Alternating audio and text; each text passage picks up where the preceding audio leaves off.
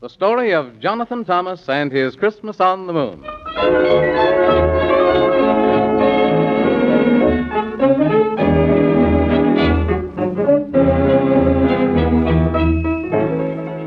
This is the story of a wee little boy who has just turned 6, and his name is Jonathan Thomas. And what happened to him is not just fiddlesticks, for right here's where we make the promise. It could have happened to you if you were not you, but instead were Jonathan Thomas, who said his prayers every night upstairs and jumped into bed clear up to his head and snuggled and juggled and ruggled and juggled, 'cause Christmas was not very far off, and was as good as he could, as all other boys would, if Christmas were coming so soon. For if he was bad and not merry and glad, his dad would not like such a lad, and be sad, and even a bit mad, and not read fairy tales in his room, where the moon disgustingly listened to his weepings and wails. But here is the story, and it's true, don't you worry, 'cause remember, I made you the promise. It's as true blue, and could have happened to you, if it hadn't happened to Jonathan Thomas.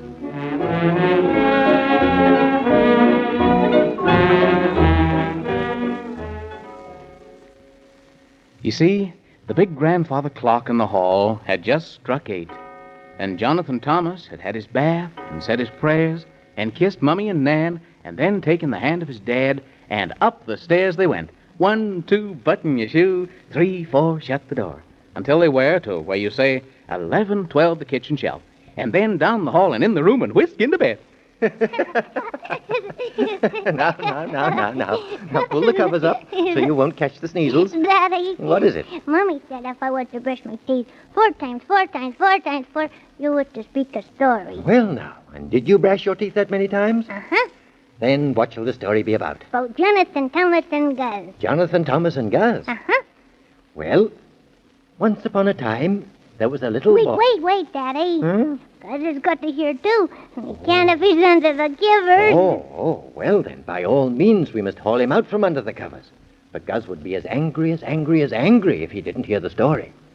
And he'd probably cry until his sawdust got wet. There now. Now, let's sit him up on the pillow, and we'll twist one ear a little further forward, so he'll have no difficulty in hearing. Now then, are we ready? Uh-huh. Well, once upon a time, there was a wee little boy who had just turned 6, and his name was Jonathan Thomas.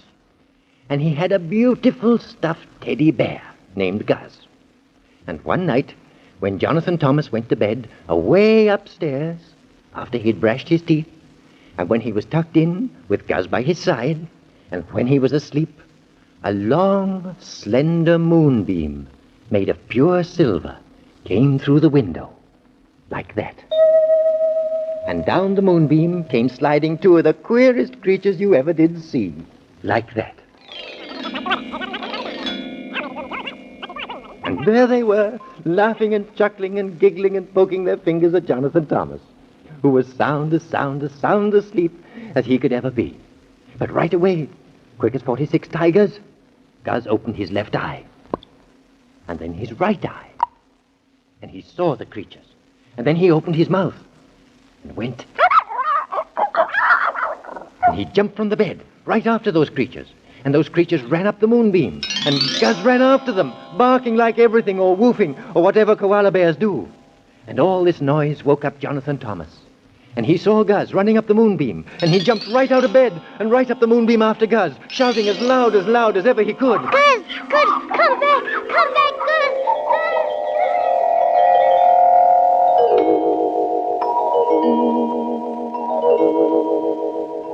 Ooh, what a very strange place. Maybe I'd better knock on this door.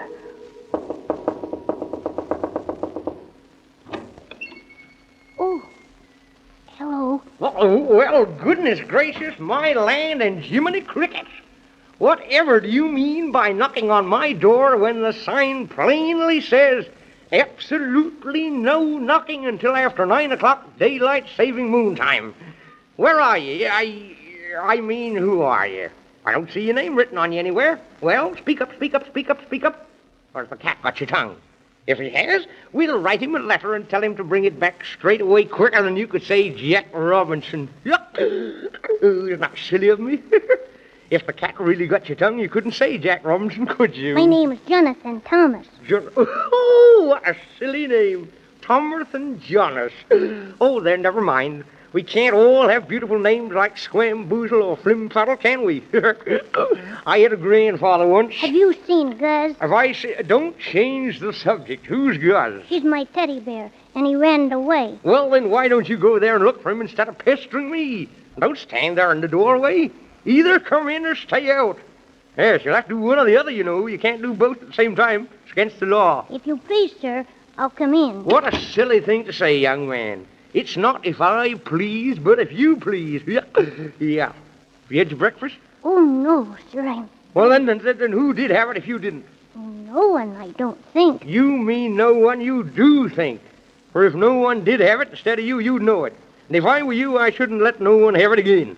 Mr. No One's getting entirely too many breakfasts lately. Yep. Will you have breakfast with me? Oh, I should like that very much if you don't mind. Well, of course, I don't mind, except for old King Cole. Yeah, and I have to mind him or he'll throw me in jail for 1,000,000,000,000,000 years. And then, what would you like for breakfast? Oh, I'd like just anything. Well, I haven't got any of that. You shouldn't go around wanting things that people haven't got. Yep. But I can give you oatmeal porridge and cream and some squaffles and baconate. Oh, thank you very much. That sounds the bestest of anything. Well, of course it does. Yeah. I don't think I like anything very well myself much, unless it's cooked just right. Well, now, come along. It'll be too late for breakfast. You'll have to eat lunch instead. That would be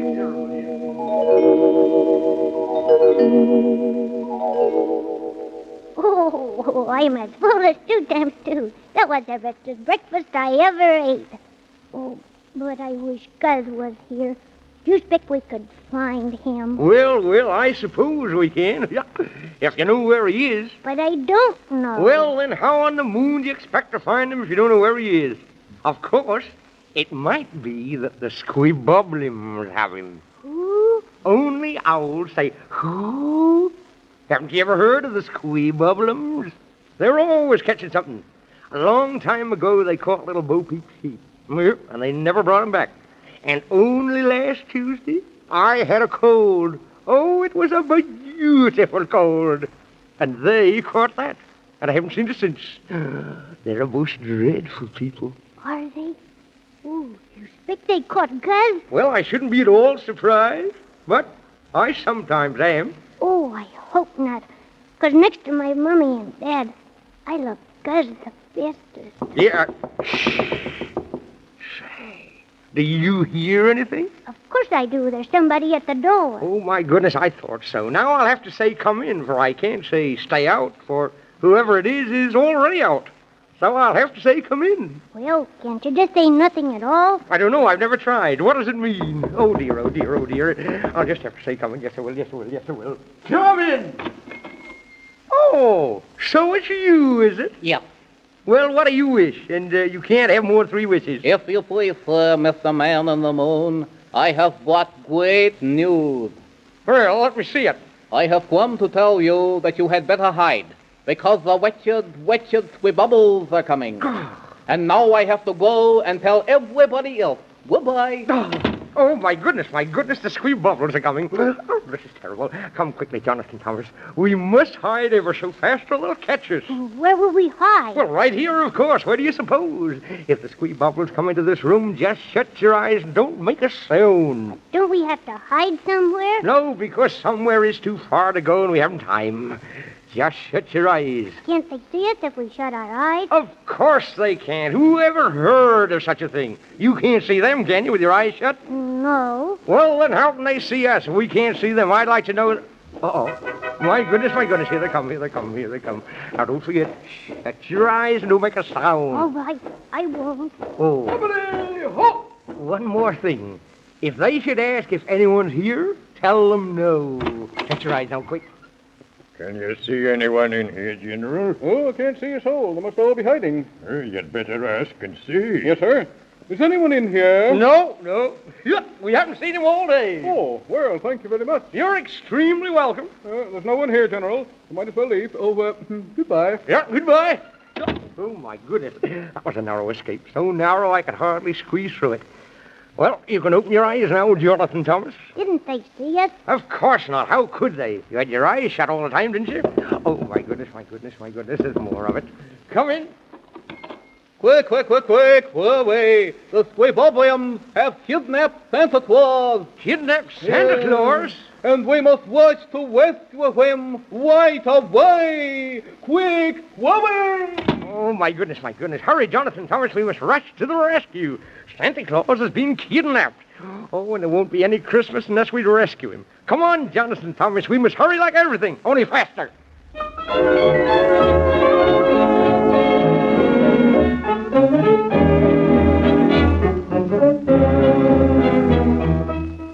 Well, it isn't very long until Christmas, and Santa Claus has been kidnapped. Will Jonathan Thomas and the Man in the Moon be able to find him in time? And what about Gus? Where is he? Don't forget to listen to the next adventure of Jonathan Thomas.